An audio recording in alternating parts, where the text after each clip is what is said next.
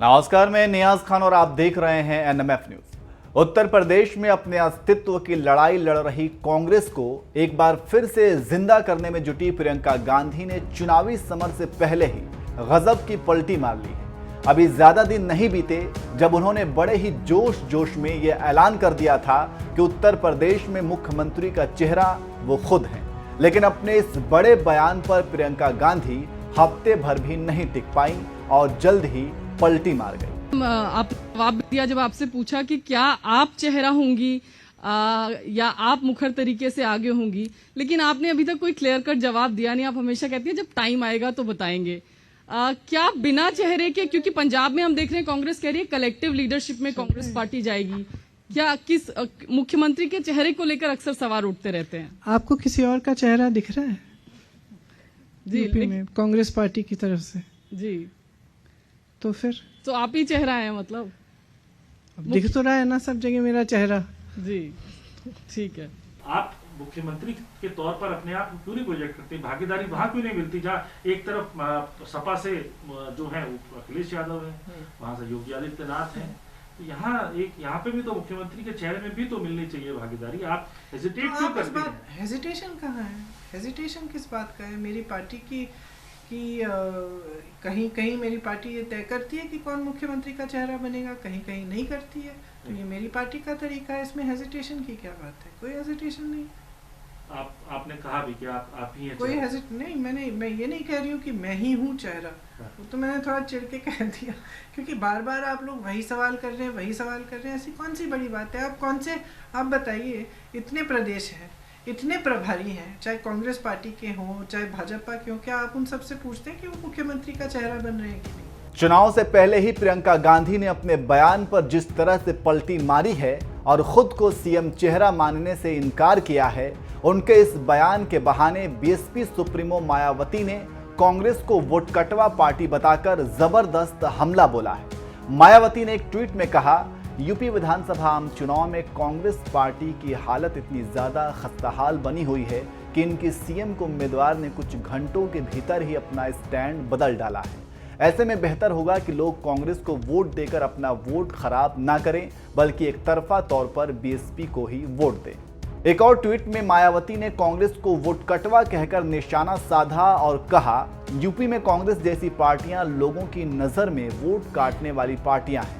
ऐसे में बीजेपी को यूपी की सत्ता से बाहर करके यहां सर्व समाज के हित में और उनके जाने परखे नेतृत्व वाली सरकार की जरूरत है, जिसमें बीएसपी का स्थान वास्तव में नंबर 1 पर है। अभी तक तो असदुद्दीन ओवैसी की पार्टी AIMIM को ही वोट कटवा कहा जाता था, लेकिन अब तो मायावती ने देश की सबसे पुरानी पार्टी कांग्रेस को ही वोट कटवा कह दिया है और यूपी की जनता से यह अपील कर दी है कि कांग्रेस को वोट देकर अपना वोट खराब ना करे, बीएसपी को ही वोट दे।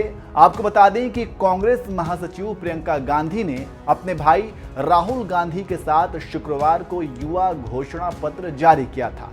इसी दौरान उन्होंने इशारों में खुद को यूपी में मुख्यमंत्री का चेहरा बता दिया था, जिसके बाद ये कयास लगाए जाने लगे थे कि देश में पहली बार कांग्रेस नेहरू परिवार का कोई सदस्य सीएम पद का उम्मीदवार होने वाला है।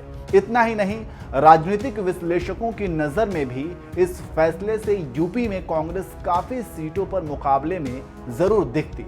लेकिन अब प्रियंका गांधी के यू टर्न मारने से सब धरा का धरा रह गया। बहरहाल खुद को सीएम का चेहरा बताने वाली प्रियंका गांधी ने इस प्रेस कॉन्फ्रेंस के दौरान और क्या कुछ कहा था, आइए आपको सुनाते हैं। मेरा सवाल आप दोनों से ही है, राहुल जी और प्रियंका जी। घोषणा में आपने अपने इस घोषणा पत्र में बड़े बड़े वादे किए हैं। कांग्रेस का ये कमिटमेंट, राहुल जी, जो बातें आप अभी कर रहे थे, ये हमेशा से रहा है, रहा होगा भी। इसके बावजूद 32 साल से सर वहां पर आप सरकार में नहीं हैं, संगठन को भी कमजोर माना जाता है, फिर भी प्रियंका जी के नेतृत्व में बड़े बड़े दावे किए जा रहे हैं। मेरा सवाल ये है कि ये आपका कमिटमेंट है या अपनी रेलेवेंस ढूंढने की कोशिश है?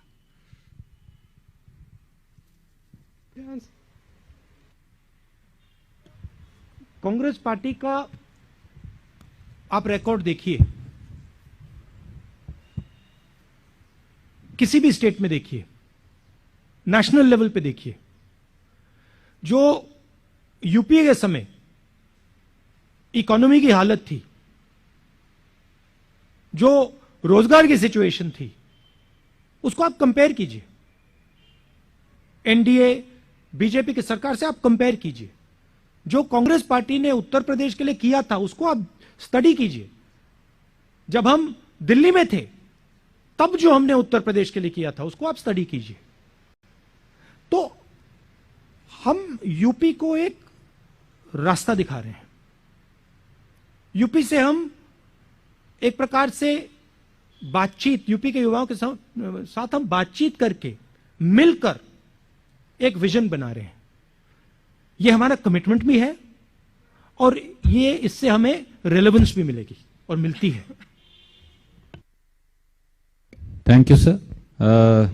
Priyanka ji has told me that we need to go back to more women journalists, so I'm going to go to Vijay Lakshmi. She is sitting right at the back and has been raising her hand.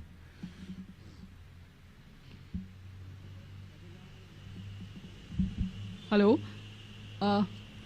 Good afternoon everyone. मैं यही जानना चाह रही थी ma'am, आपने जवाब दिया जब आपसे पूछा कि क्या आप चेहरा होंगी या आप मुखर तरीके से आगे होंगी, लेकिन आपने अभी तक कोई क्लियर कट जवाब दिया नहीं। आप हमेशा कहती हैं जब टाइम आएगा तो बताएंगे। क्या बिना चेहरे के, क्योंकि पंजाब में हम देख रहे हैं कांग्रेस कह रही है कलेक्टिव लीडरशिप में कांग्रेस पार्टी जाएगी, क्या किस मुख्यमंत्री के चेहरे को लेकर अक्सर सवाल उठते रहते हैं? आपको किसी और का चेहरा दिख रहा है जी यूपी में कांग्रेस पार्टी की तरफ से? जी, तो फिर तो आप ही चेहरा है मतलब? अब दिख तो रहा है ना सब जगह मेरा चेहरा। जी, ठीक है। Thank you, ma'am. Can we go to Mohit Dubey from News Nation?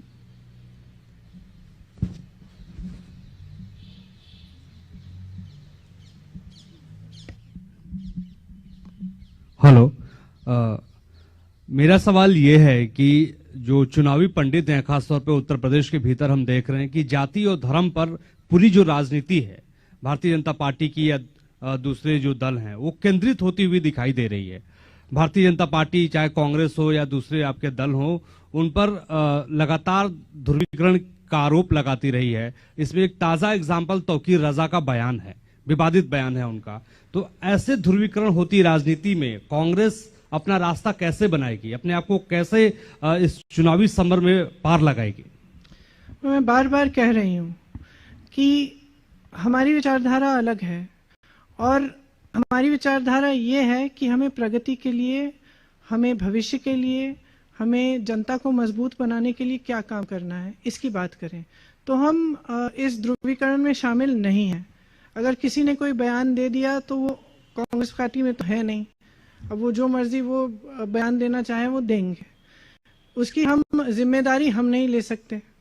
लेकिन जहां तक चुनाव की बात है, जो आप कह रहे हैं कि जाति के आधार पर और सांप्रदायिक आधार पर ध्रुवीकरण है, मैं समझती हूँ कि इस देश के लिए बहुत ही ज्यादा जरूरी है कि जनता जागरूक बनना शुरू करे हो। और जनता को समझना पड़ेगा कि जब तक वो जवाबदेही नहीं मांगेंगे, जब तक वो ये नहीं कहेंगे कि हमें ये राजनीति नहीं चाहिए, हमें अपने विकास की राजनीति चाहिए, हम जानना चाहते हैं कि आप हमारे यहाँ नल क्यों नहीं लगा रहे हैं, हमारे मोहल्ले में सड़क क्यों नहीं है, हमारे गांव में पाठशाला क्यों नहीं चल रहा है, हमारे बच्चों को रोजगार क्यों नहीं मिल रहा है, हमारी सेहत की क्या सुविधाएं हैं। जब तक आप जवाबदेही नहीं मांगेंगे तब तक कोई नेता जवाबदेह बनेगा नहीं। तो मैं बार बार ये कहती हूँ, जनता को जागरूक होना ही पड़ेगा। ये जो जातिवाद है और जो सांप्रदायिकता है, इससे आपका पेट नहीं भरने वाला। इससे सिर्फ और सिर्फ कुछ राजनीतिक दलों का फायदा होगा जो आपको गुमराह करना चाहते हैं, जो जानते हैं कि चुनाव के सामने आपके पास आएंगे और सिर्फ जाति के आधार पर, धर्म के आधार पर उनको वोट मिल जाएगा। आप नेता हैं, आपको मालूम है कि 5 साल बाद आप उस मोहल्ले में जाएंगे, आपको तो वोट मिलना है, तो फिर आप उसका नल क्यों लगवाएंगे, उसकी सड़क क्यों बनवाएंगे, उसकी पाठशाला क्यों बनवाएंगे, उसके लिए कुछ करेंगे क्यों, जब आपको मालूम है, ये निश्चित है कि आपको वोट मिलने वाला है जाति के आधार पर या फिर धर्म के आधार पर। तो मैं कह रही हूं कि ये सब चीजें ठीक हैं, लेकिन जब चुनाव की बात होती है, जब सरकार बनाने की बात होती है, तब जवाबदेही मांगिए और विकास पर आधारित अपना वोट दीजिए। बार बार कह रही हूँ, यही हमारा पिच है, हम सब जगह जाकर यही बात कर रहे हैं और लोग सुनते भी हैं, मानते भी हैं कि ये सही बात है। अब बदलाव लाएंगे कि नहीं, ये तो जनता के हाथों में है। Thank you, ma'am. Can we go to News 18 UP, Ravi Sisodia?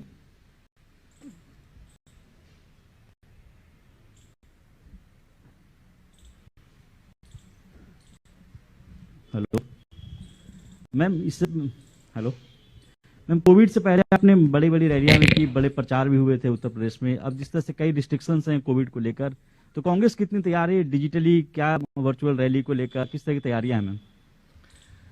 हमने जो अपना डोर टू डोर कैंपेन था उसको काफ़ी हद तक काफ़ी ज़्यादा बढ़ा दिया है।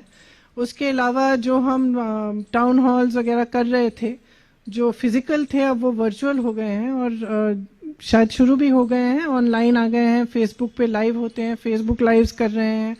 तो हमने जितना हम ऑनलाइन कर सकते हैं उसका प्रयास हम कर रहे हैं और डोर टू डोर पर ज़्यादा ध्यान दे रहे हैं।